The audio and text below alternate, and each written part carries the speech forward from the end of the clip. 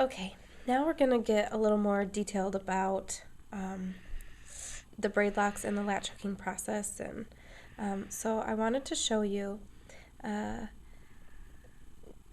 locks kind of have three parts now, and so this is what it may look like if you do braid locks as opposed to starting with twists or whatever. You can see from her scalp here, and this has been very recently tightened, so it's very close to the scalp. If you follow along until right about here, you can see where it starts turning into the original braid that we put in. So when we started these locks, her hair was this long. And when I put them in, I put in these itty bitty little braids. And then when I got down to the ends of her hair, I twirled and twirled and twirled with my fingertips until we had these little spirals. And for the most part, 1.5 years later, we still have little spirals on the end. Like I said before, the texture of hair is going to, I think, make a big difference with some of these things. Her braids are very well defined still. I don't know how well this shows up on the camera, but they look exactly like a little braid. A lot of hair textures will not even resemble a braid anymore after a couple of years or maybe even a couple of months. I don't know, but hers still look exactly like braids in the middle. So it's almost like we have 3 different sections of her lock: her spirally ends, and then the braids, and then the latch hooked section. From a distance you can't tell, and even if you can tell, I don't think it looks bad. I mean, I think they're cute. Anyway, just wanted to kind of show you what we have going on here. Now I want to explain what we do for the latch hooking. I do it about every 6 to 8 weeks, and one of the really great things about that is that I can latch hook her hair in small sections. I'm not sure if you can tell this, but these 2 rows up here have been latched. This section here, where it's a lot fuzzier and less defined, has not been tightened yet. And then if you look at the top of her head here, where you can see all of these little parts, all of these have been recently tightened. So I can tell that easily by looking at her, that some of them are tightened and some of them aren't, but most people wouldn't notice. So I can work on it for 20 minutes one night, half an hour another night, and then not even get back to it for a week, and it doesn't matter. So we can just kind of go at our own pace as far as getting them tightened and when we have time to fit it in our schedule. So that's nice. Now, what you're going to want to do when you go to tighten the hair is you want to separate the hair. So if I was going to do this row, you see when I lift it up here, we have all of this. It's not very defined between this part. So her hair is wet. I prefer it to be wet so that we can try to sort through these little hairs without causing a lot of breakage.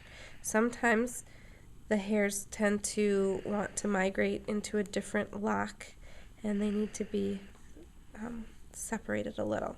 So I use my favorite tool, my little clips, and I would, after separating the hairs, clip this out of the way so they don't sneak back up on me.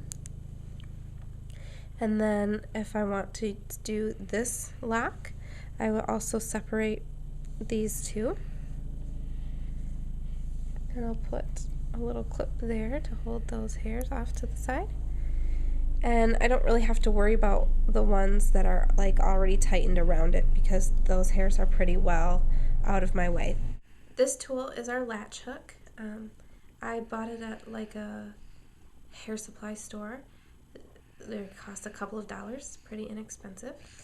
And so this is what we use to tighten the locks. I'm going to do it once from this farther distance, and then we'll try to do it closer up.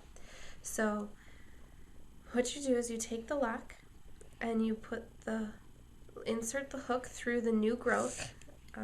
If you can see, about here is where we last tightened it, and all of this is the hair that has grown since the last tightening. So I'll insert the hook and I'll move it up as far as I can, And then I just kind of wrap the lock around and put it in that section, and the little clasp, whatever, will come down and hold it in there, and then I'll just pull it through. And I'll pull the lock through. And then this is the important part, is I don't want to keep sticking my latch hook back in that same spot, or you'll create a little hole in the lock. So the next time that you pass through, you go from a different direction. Wrap it around and pull it through.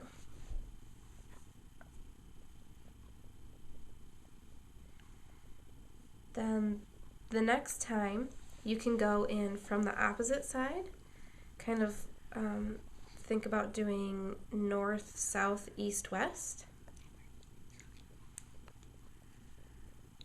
Sometimes I get stuck on some other hairs. I can kind of wiggle it out with my fingers. That doesn't usually happen like that, but it happens occasionally.